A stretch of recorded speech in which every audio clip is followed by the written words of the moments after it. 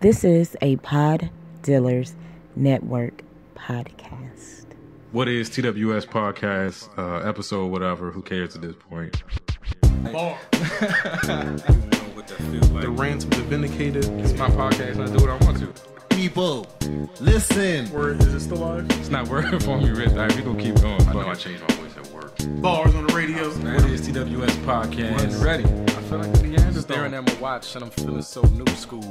Suicide attempts, how many tries to take? They ain't ready.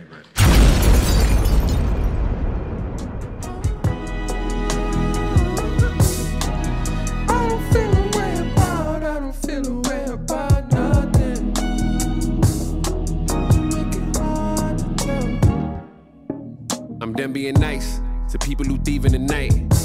You be in my light, teaming with spite from seeing me bright. If we only tight cause I make all the effort, you getting severed. It's only right that I connect on the fence with the brethren, not with the light. It is what it is, the way that I was. Nah, I'm not gonna do the false. I'm not gonna do that to y'all. Welcome to another episode of the What is TWS podcast.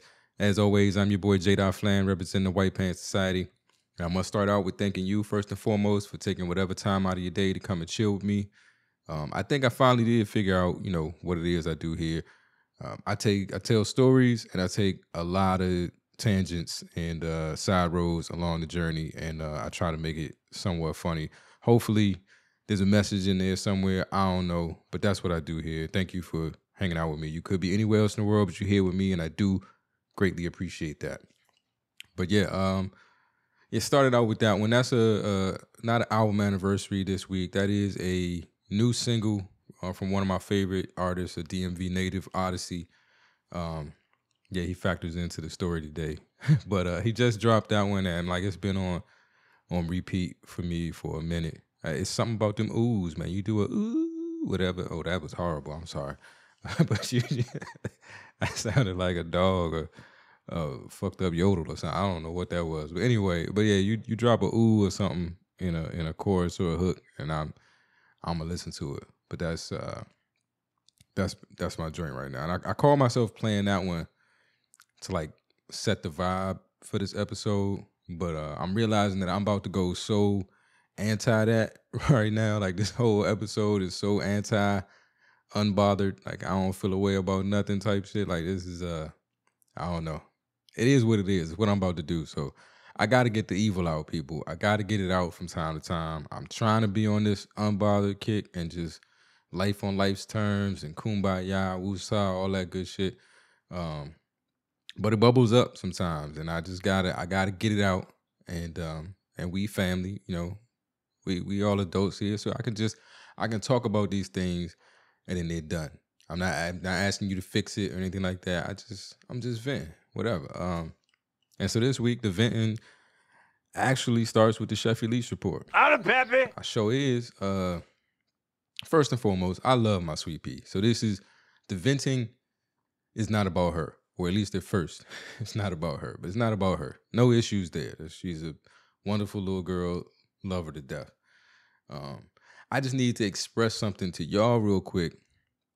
And I know it's going to sound a little bit morbid, but this is something that somebody needs to be able to explain to her in the event of my untimely demise or something. If something were to happen to me, I need y'all to be able to echo this sentiment to her so she understands it.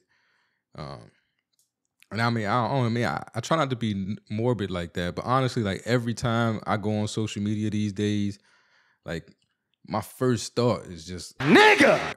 That's my first thought, but my second thought is I'm not long for this world, man. I'm really sick of this shit. I don't want to say you people, but I'm sick of you people. I really am. It's craziness. I don't want to hear no more of this stuff, see no more of this stuff. But I don't know. I feel like I got to. But I really feel like sometime soon, God got to come take me. He got to come take me. And I don't mean I'm not trying to die. I don't know. Biblically, my name is a biblical name. I guess it's technically supposed to be J-Red, but please don't ever call me that. It's not cool. But Jared, which is what I say my name is. Biblically, he's the father of Enoch, which is the man that never died. God just took him. You know, he was so dope that God just took him. And you know, I be feeling like that these days. Like, you know, I'm dope, and God, you know how you made me, and you know that I'm not for all this shit. Like, I can't, like, this shit is driving me crazy. I ain't gonna make it too much longer before something bad happens. And you know, I don't know. I've already tried hurting myself, so the only thing left is to hurt one of y'all. And I'm not, you know. Let me stop. They probably gonna play that at my trial or something. But I'm just saying, you know. I don't know. I guess I could edit that out, but that sounds like a lot of work. Fuck it though. Anyway, I apologize for like the suicide joke. I forget that it's not as funny to everyone else as it is to me. But that's what I'm saying. Like, just like things are just at that point where just every day it's some more shit that's piling up, and just like, man, like I be wanting to explode. Like, I've been so cool and just so everything's all right and I don't worry about it. That's cool. You know, yeah, you stepped on my toe. That's all right. So thank you for acknowledging it, but everything's good. No worries. But I want to spaz on somebody. I really do want to just spaz, like, real bad. Like, I haven't done it in a minute. My ex-wife used to call it me hulking out. And for somebody who's like 5'9", 160, like, you know, how much hulking out could I really do? But I do. I go overboard. And I haven't done it in a long time. And that, you know, this Bruce Banner shit is is weighing on me. Like, the Hulk wants to come out, but I'm trying to chill. So we're just gonna talk about it today. Anyway, what I was starting out to say, these are the tangents we go on. Just buckle up. What I started out trying to say is that in the event that something tragic does happen to me, I need y'all to be able to tell Chef Elise, out of Pepe. Yes, I am, that her daddy loved her. I need somebody to be able to express to her, you know, that if there's anything they knew about me was that I loved my little girl. And that you, in fact, know, you have proof that I loved my little girl because of this specific thing. You could tell her, I know your daddy loved you because he drove for you. He fucking drove for you. And that might not sound like a lot to you, but I hate driving. I don't know if I've expressed this before. I know I have expressed this. This may be your first time hearing it, but I fucking hate driving. I hate it. And let me apologize to Elise if she ever hears this, because that's the H word for her. She's her mom is raising a good kid. She does a good job of like preventing her from saying words. And I guess hate is the H word. That's not a word she's supposed to say. So I get flagged all the time by my daughter for being inappropriate. So there I go again, being inappropriate. I got to watch my language. But I abhor driving, if that's a better word. I abhor it. And about 90% of the driving that I do these days is pretty much for Elise or something like Elise related, Elise adjacent. You know, it's always something dealing with her. I don't, you know, now that I pretty much work at home exclusively, so I don't really have to drive to work. I've been on a like money saving budget kick. So I ain't been like driving places for fun or going to the movies and nothing like that. I go to the grocery store and I do stuff that's, you know, for my daughter, picking her up, taking her places, you know, even if I got to go someplace and buy her something, whatever it is, like most of the driving I do is Chef Elise related. And case in point, this week I had plans to go see Odyssey, the gentleman that you heard earlier with the ooze and stuff. That's not him singing, but you know, whatever. You know, you get what I'm trying to say. I had plans to go see Odyssey. I hadn't been to a show in a while. I think the last time I went to a show was Questlove came down here and DJ'd earlier this year, and I went to that. And that was the first time I had been to a show in a while. So, you know, I wanted to get back to going out. He was going to be in town, and so I wanted to go see him. So I was supposed to go do that, but it turns out that, you know, because of this, the crazy weather in Austin recently, they've canceled like the last 3 weeks of soccer games. And the last soccer game was supposed to be the game where they get like their little participation trophies or whatever it is. millennials get these days, whatever that bullshit is. The last game was supposed to be that, and that got canceled. So the coach decided to schedule like a end of the season party, and for whatever reason, it fell on the exact same day that I was supposed to go see Odyssey.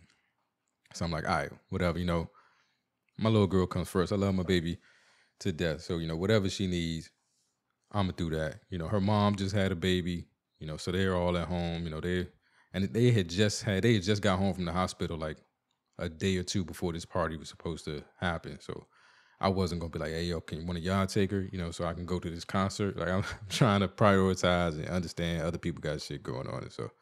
And it's my little girl, and I love hanging out with her, so I do that. And I was still going to try to go to the show.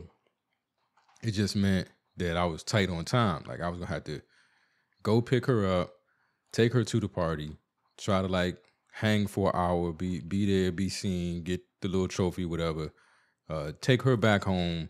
Then I was going to drive myself back home and then Uber to the show. And again, not because, you know, I wanted to go to the show when I planned on drinking or anything like that and, you know, didn't want to have to drive back. I just hate driving that much. And I especially hate driving downtown.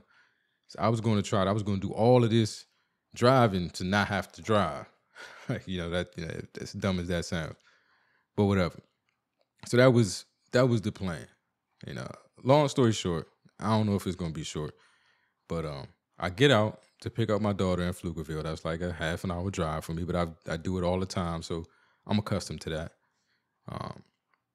And I get out there, and if anybody needed further proof, because I know I've been trying to say Pflugerville is a real place, but now I think I'm going to the other side. It's not a real place. Like, what the fuck? Pflugerville with a P of all, like, it's not even spelled correctly. It can't be a real place. Now, I know it's not a real place because out of everywhere I've been in Texas, that is the one place that I do not get reception. Like, I think you can call me. I'll get a voice call, but I get no data for whatever reason in Pflugerville. And it's not like a rural town. It's not like farmland or anything. Like, this is a city. This is a city. It's a suburb of a major city. At least that's what they think they are, whatever. But I don't get no fucking reception out there. No data reception. You can try to blame it on T-Mobile if you want to, but it ain't an issue anywhere else except in Pflugerville, which I'm starting to believe it just may or may not be a real place. But so I'm out there. I get to her house to pick her up, and I should have done this ahead of time, but I didn't. So I'll take the blame for this step. But because I never remember that I don't get reception out there until I'm out there, and then it's like, oh shit, like I can't Google stuff. So I'm trying to do the maps so I can figure out where this thing is, and I'm just stuff is coming in real slow, and my phone only finds like one of these locations. So I'm guessing like, all right, this must be the one. We get in the car. I try to pull it up in the GPS, in the navigation in my car, and same thing. It only gives me one. It's the same one that my phone came up with. So I'm like, bet this must be the one. This must be where we're going. And so the party was going to be at like this pizza buffet with games sort of restaurant, sort of like a Chuck E. Cheese without like the nightmare fuel robots and stuff like that. Like it was going to be something like that. So, I thought there was a chain, but when my car only found one or my phone only found one, it's like, this must be the thing. So that's where I had it. So when I tell you that I drove around for damn near 2 hours in rush hour traffic in the dark. So I don't like traffic. Nobody does, but I especially don't like traffic. I hate driving in the dark. And I hate not knowing where the fuck I'm going. And like all three of these boxes were checked. I'm going someplace I really don't know. I never been here before. It's rush hour. Now it's dark outside. It's Austin, so I'm surrounded by like the worst drivers known to man. Like, and I think I can say that as a new driver who doesn't consider himself a good driver.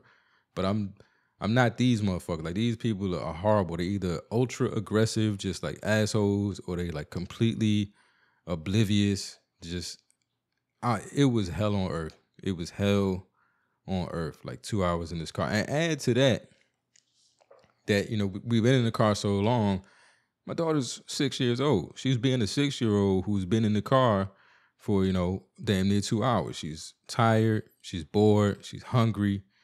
I got Kids Bop on the fucking radio for the whole time. 2 hours of Kids Bop? You try it. You try it and tell me how you would feel. But anyway, eventually I made it to the restaurant that my GPS sent me to. And it was the wrong one. And the worst part about it is that I figured out it was the wrong one like 45 minutes into the drive when I finally did get reception. And I'm just like, man, this is a hell of a ride for this damn soccer party. Like, who would have put this out here? I'm like, let me double check. And then now that I'm in a actual real city, I get reception and I see that there's another location and it's way closer. And it's probably where I should have gone. But at this point, I'm still like knee deep in traffic. There's no real way for me to turn around. And I'm so far away from where I'm supposed to be that it wouldn't have made sense anyway. I was closer to getting to where I was going than I was to getting back to where I should be. And, I don't know. We had probably missed the party by that point. And I said, my daughter's hungry. So I'm like, let me just get to this place. And so we get there like an hour before the place closed. So we had to like choke down some heat lamp pizza and try to play some games and like cash in some tickets real quick so she could get some candy, just so my sweet pea wouldn't be too disappointed that we had to miss her end of the year soccer party. I really don't think she gave a fuck, but I guess I was feeling guilty at that point. So I'm trying to, make it as fun a night as possible as I possibly could. And it was a school night. It was it was the worst. And then after all of that, after driving 2 hours in rush hour traffic in the dark, surrounded by assholes, listening to Kids Bop with her complaining in the back seat, then I had to drive her back home. And at that point, I had given up on the show. Like, I think the show had been started.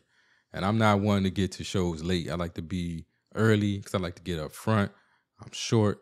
And tall people just navigate. They just somehow find me in crowds and stand directly in front of me. I don't know what it is. I feel like y'all should, like, you could stand behind me and have the same view. Why do you feel like you need to be one person closer in front of me and you squeezed into that spot? Because I'm not an asshole, so I don't ride nobody ass in the show. If I'm not right at the front, I'm not going to be directly behind somebody because that's just gross and unnecessary. But if you leave a crack of space, some 6'5" nigga is going to squeeze his way in there and stand directly in front of you the whole night, pumping his fist. I smacked the dude's hat off his head one time at a show. I'm trying to think if my ex-wife was with me or if it was somebody else. I can do that now because it don't matter if I confuse her with somebody else, what trouble I'm going to get in. But yeah, I smacked some dude. I think we was sitting in a way that it was like staggered seats, and he sat in front of me. So I had to stand up the whole show to see, and then he stood up, and I could still kind of see, but I was just pissed that he did that, and he was dancing or whatever. And so I'm faking like I'm dancing, and I just hit a dance move to just like swung at the back of his head. I changed the direction of the punch at the last second so that I didn't punch him in the back of the head, but I caught the hat and just smacked it off his head. And when he turned around, I was like, oh, my bad. Like, what I'm saying? I was just dancing. So, yeah. Anyway, I had given up on the show because I wasn't going through that again. But I had to drive her all the way back home. And then I had to drive myself back home. And then I had to try to sit in the house and, like, decompress from all of this driving.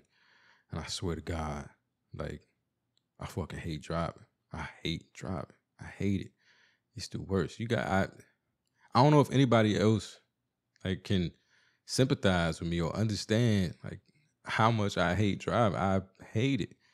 But I do it for her. Anything for Chef Elise. Out of Peppy. Yes, I am. And I'm proud to be. I love it. I love being a dad. But I hate driving. I hate driving. And so I feel like she better appreciate this when she gets older.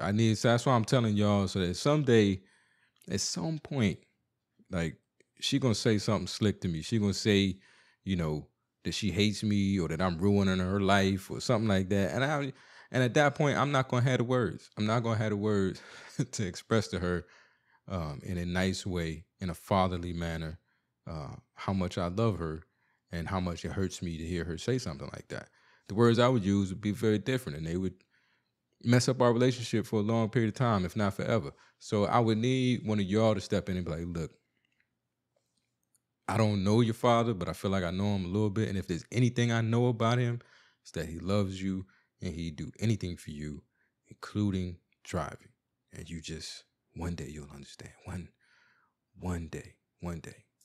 But, you know, like now I understand, like you see them videos of parents like, you know, this what I'm going to do when my kids get older and they walking in the house, like turning on all the lights and kicking off their shoes and like, I don't know, knocking over shit and stuff like that. Like that's, my mom used to say that to me. My mom used to say, when I got older, she was going to come to my house, turn on all the lights, dirty up all my dishes, knock holes in the wall, and then pinch my kids until they cried and left and leave. Like that was her whole plan. It was just like to just fuck up my day as much as possible and then dip. And now I understand.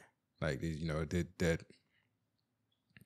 you need revenge. Like you need revenge. I think like that's all I have to look forward to. Like after all of this, after only 6 years, almost 7 years, it'd be 7 on the 1st. She got a birthday coming. Like I feel like all I have to look forward to at this point is another, you know, 10, however many. Yeah, I can't add another however many years of this bullshit, and then just waiting for my revenge, for my payback. It's either revenge or, you know, like she becomes successful and then she remembers the sacrifice that dad made, and then she decides to take care of me when I'm old and the tables are turned and I need to be driven around. Like, now that I think about it, there were quite a few old people like at this pizza buffet that we went to, and that must be payback. They must be forcing their adult kids to take them to play games and eat some bullshit pizza at rush hour in the dark, you know, because of all the shit they had to go through when they were raising them. Like that must be what it is. Like, I don't know. Woosah. But yeah, if I haven't made it clear yet, I hate driving. I'm just going to say it one more time for the people in the back. I hate it. I am taking ownership of some of my driving issues. Like I'm realizing that a lot of my discomfort in driving is really just like an extension of my social anxiety. Like when I'm driving, I don't have a license, but why did I gotta edit a lot of shit out. Anyway, when I'm driving, like I feel like an imposter out there. Like I feel like I'm impersonating the cool kids that know what they doing, and it's only a matter of time before everybody, you know, finds out, before I get exposed, and it's gonna be an issue. Like I'm worrying about driving too slow, or, you know, did I signal too early? Did I signal too late? You know, can they tell I'm freaking out? Like, am I causing a problem for other drivers? And it's fucking nerve wracking. And I really get the feeling that nobody else has any of these concerns. They don't give a shit about you or any other cars on the road. And that also drives me crazy. You know, like people, I've been told I'm a perfectionist, and not in the sense like I'm a neat freak and I do everything perfect. But I don't know, I don't tolerate things that aren't, like things that break the rules or don't do what they're supposed to do very well. And I think anybody that drives knows that people don't do what they're supposed to do. And that's just like it's not cool for me. Like I don't get it. Maybe y'all can help me understand this, because this is the main one that drives me crazy. Like I was telling the story about driving to this fucking pizza party or whatever. And so before I go anywhere, especially if I don't know where I'm going, like my ex-wife knows this. Like I tell her, I need to know the turns. Like I need to know the turns. I'm going to look up directions, and I'm not just going to look up directions and start the navigation and then just listen to the voice as I'm driving. I'm going to look up directions, and then I'm going to look at the directions, and I'm going to try to, for the most part, visualize these turns, what lanes I need to be in. You know, when I make this left, do I need to get over in the right lane because the next turn I'm going to make is a right? Or, you know, how long am I going to be on this road before I got to make this turn? You know, can I stay over here in the left, you know, for a little bit? And, you know, maybe like, and I'm looking at the GPS, the navigation on my car. Okay, I'm like 2 miles away from the turn. It's time to start thinking about getting over. That kind of situation. And people down here don't do none of that shit. None of it. Like they just, every time they got to make a turn, it feels like, oh shit. And they got to just like drift. They got to do a quick swerve from 3 lanes over to get over. And they'll just cut you off. And it's just fucking annoying. I don't get it. Like, I don't get it. Like, how did you not know until right now that you was about to make a turn? How did you not? And what like clued you in? And if I'm in that situation where I'm at where I'm supposed to turn and I realize, oh shit, I'm not where I need to be to turn, fuck it. I gotta go the other way and we'll recalculating and we'll come back around to it. Like I'm not gonna do that to other people, but nobody else. I gotta get this shit out. Because I fucking hate it. I think they should like outlaw night driving. Because people at night really don't give a fuck. They want to drive super fast because there's not as many cars on the road. And it's been raining a lot here in Austin. It's like they don't care about that. And I'm nervous out there. So I'm trying to maintain my proper distance. And they're like, oh, that's space to merge. Bye. And it's like, no, nigga, like we going 60 and it's raining and it's dark. Maybe I shouldn't be right up on this motherfucker's bumper or yours for that matter. So that's why I'm this far back. Like, chill. I hate driving. Fucking hate it. So yeah, I needed to get that out. A couple other things happened this week. Not as annoying. Won't take as long.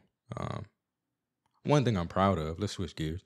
I stopped myself from tweeting something this week. Like I did what Kanye can't do.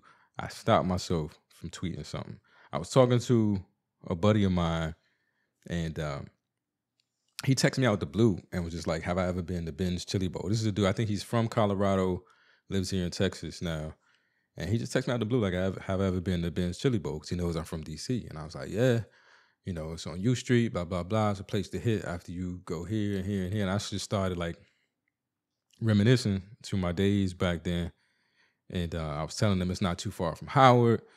And then we started talking about, the girls at Howard. And this another one of my favorite artists, Eric Roberson, an artist that I've taken several women to go see, trying to impress them. I don't think it ever worked, but I tried.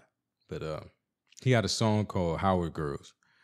And the hook is just like, let me tell you why I adore Howard Girls. So I like queued up the song and I'm playing it. I sent them the YouTube clip. I don't know why I sent the dude that song, but I was just in that mode at that moment.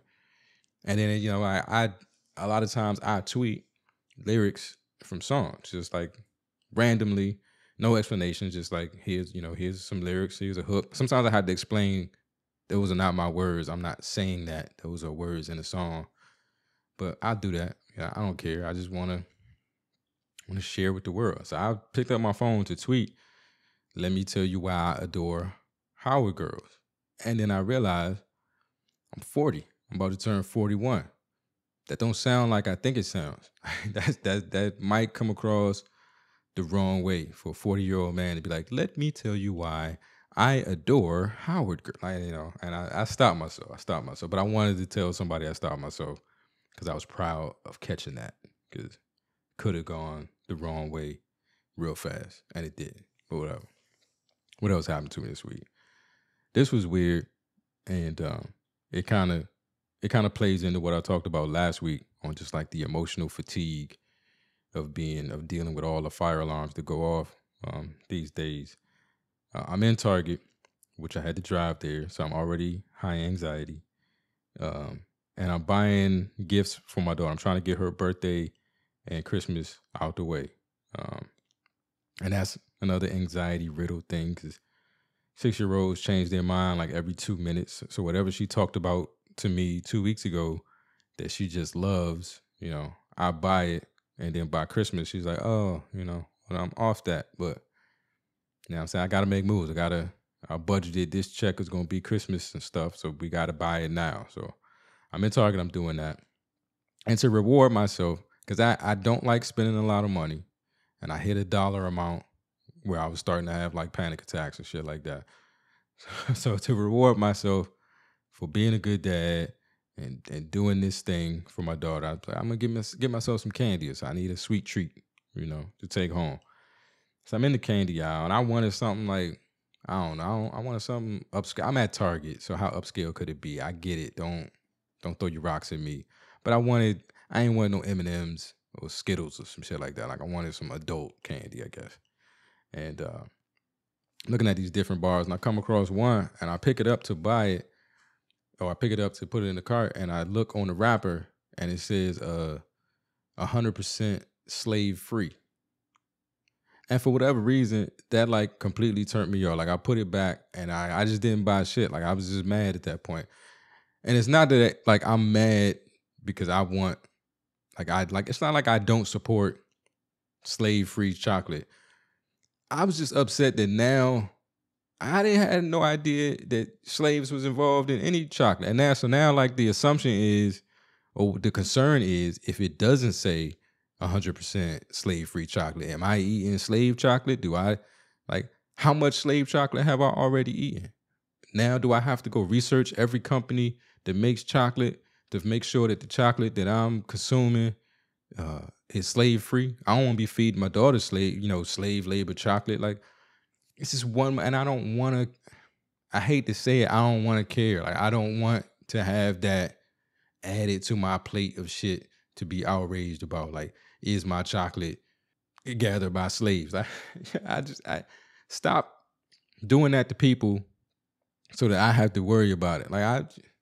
It pissed me off. I was pissed off. I left the child. I bought the stuff for my daughter or whatever and went home. But I went home with an attitude because they slave-free chocolate. Like that. Somebody's going to tell me, I'm sure, because somebody's not going to get the joke, but somebody's going to tell me, about all of the slave labor involved in the chocolate industry. And I'll let you know right now, I'm not going to like you for it. But I appreciate the information. Information is good information, but we probably won't speak very often. Another way to not speak to me very often, because this happened to me today, and since I'm venting, let's get it all out. I feel like if you know me in any way, you should know that fart jokes are not going to land with me. It's not cool. I don't find it funny. I just don't. I'm offended. Like, you send me a fart joke, you don't have to fart in front of me and try to make a joke out of it, and me be like, oh, you shouldn't have done that.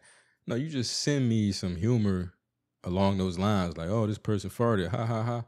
I'm like, fuck is wrong with you? Like, fuck is wrong with you that you would think I would think that was funny? Like, now I feel some kind of way about you because you think that's funny, but I can deal with that.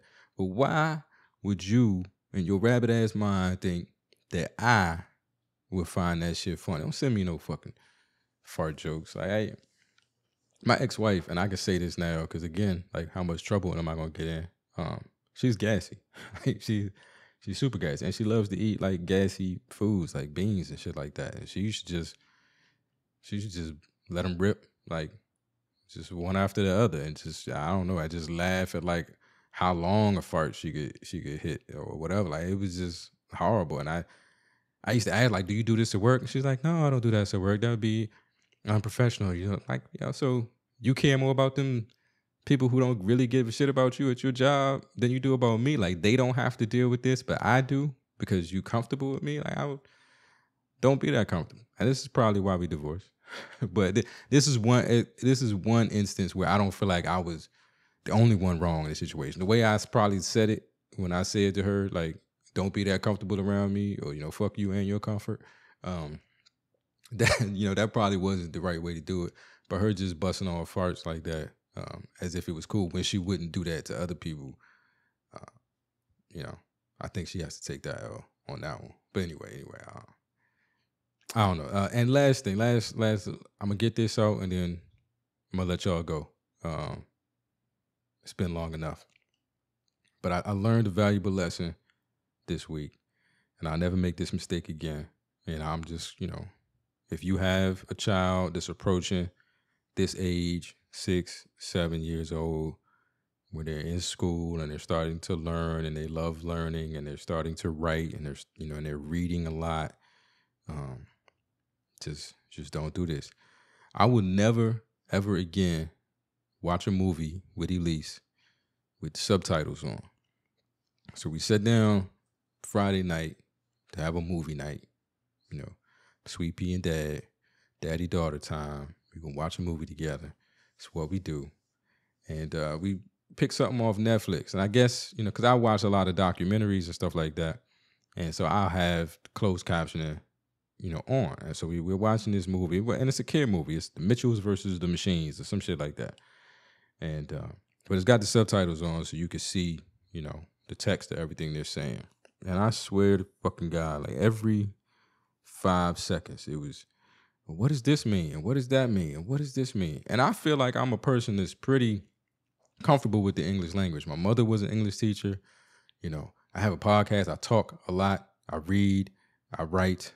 I used to be a rapper. I feel like I got a pretty decent vocabulary. But, they say you don't understand something until you can explain it to a 5-year-old. And that's what the fuck was happening to me. She was asking me what words meant. That I know what they mean, but I don't know how to express that to a 6-year-old. Like, the one she got me with that really just, like, fucked up my whole life. She asked me what meaningless meant. Seems easy, right? Seems easy. In my mind, lacking meaning. Right? Like, they don't have meaning. Like, it's pretty self-explanatory. But that would be a meaningless answer to her. So now I'm trying to figure out, how do I describe what meaningless means without using the word meaning?